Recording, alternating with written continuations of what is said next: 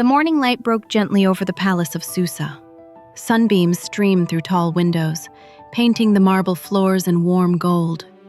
Servants hurried about, carrying trays of fruit and wine, sweeping the long corridors, and preparing the royal court for the day. But in the midst of the palace's beauty, Queen Esther's heart was heavy. For 3 days and nights, she had neither eaten nor drunk, just as she had asked of her people. Her servants had fasted with her, and together they had prayed for God's mercy and strength. Each night, Esther knelt by her bed, whispering, "Lord, give me courage. Be with me when I stand before the king." Now, the time had come. Her attendants helped her dress in her royal robes. A shimmering gown of white and gold draped over her shoulders, and a crown rested gently upon her head. Yet beneath the jewels and fine fabric, Esther's hands trembled.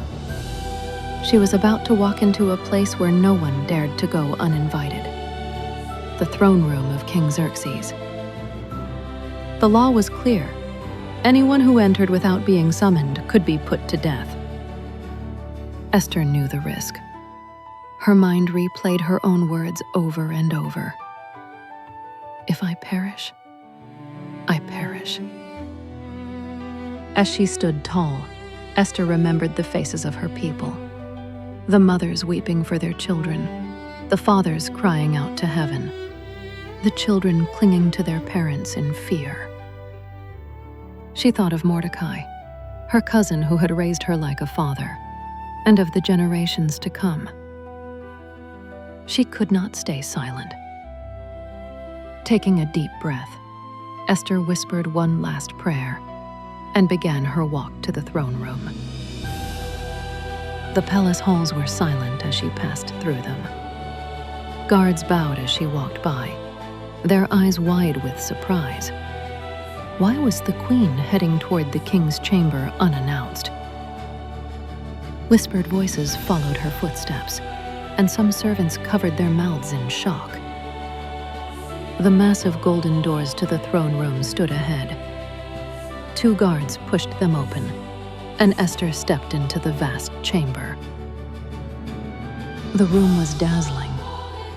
High ceilings painted with scenes of Persia's victories, polished stone columns lined with carvings, and at the far end, upon a raised platform, sat King Xerxes.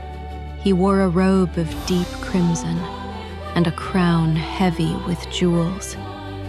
His face was stern and his eyes sharp as he surveyed the court.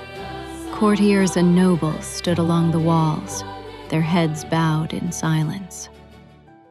All eyes turned as Esther walked across the marble floor. Each step echoed, and with every step her heart pounded louder. The law was clear. If the king did not lift his golden scepter toward her, she would be seized and executed.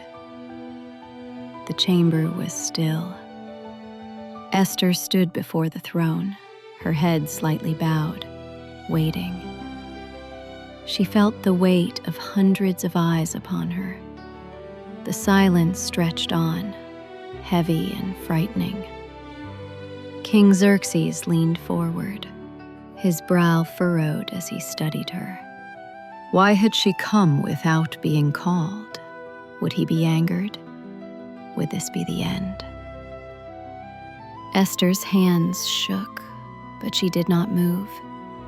She whispered in her heart, "Lord, help me. Be my strength." Then it happened. The king slowly raised his golden scepter and extended it toward her.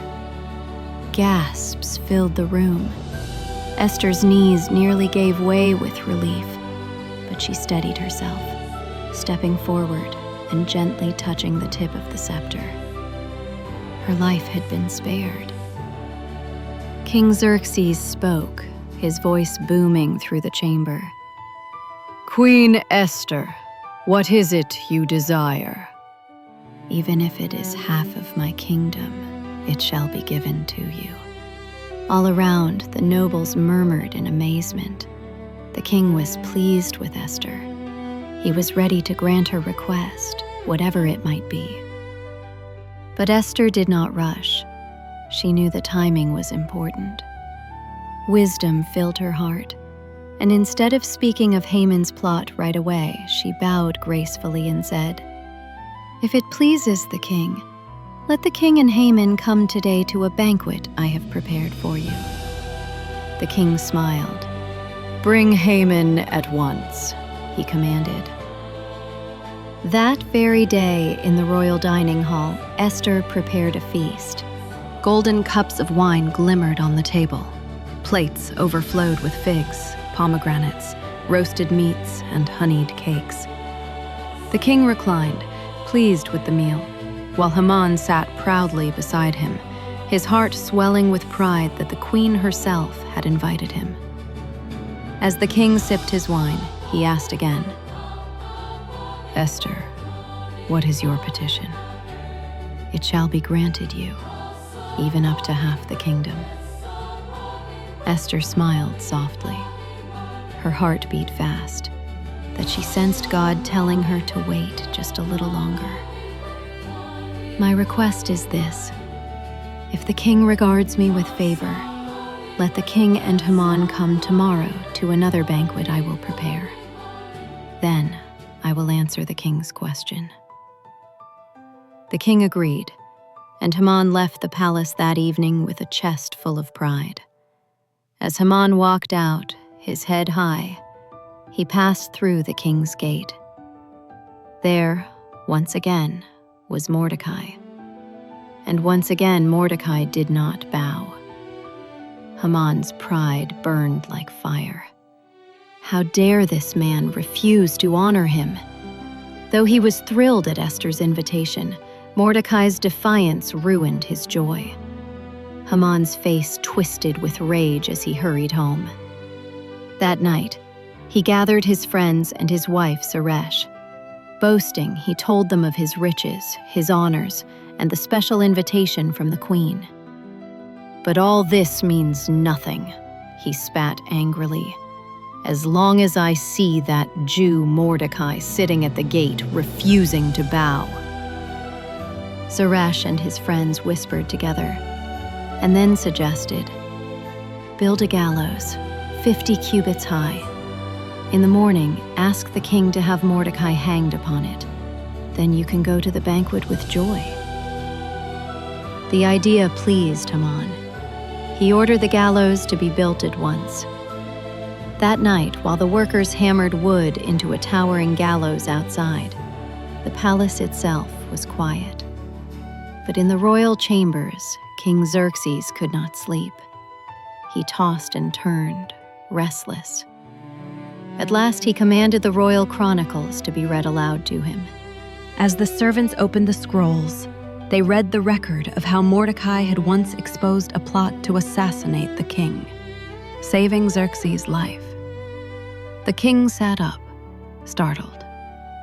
"What honor has been given to Mordecai for this?" "Nothing has been done for him," the servants replied.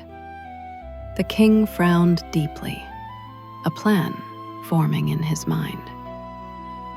That night, while Esther prayed and Haman plotted, God was already at work, guiding every detail. Though Esther had not yet spoken her request, the pieces of God's plan were moving into place. Children, sometimes it seems like danger surrounds us, and we don't know what will happen next. But just like in Esther's story, God is always working behind the scenes. He sees what others do not. He knows the right time to act. And just as Esther found courage to take her step of faith, we too can trust God to guide us, protect us, and use us for His purpose, for such a time as this.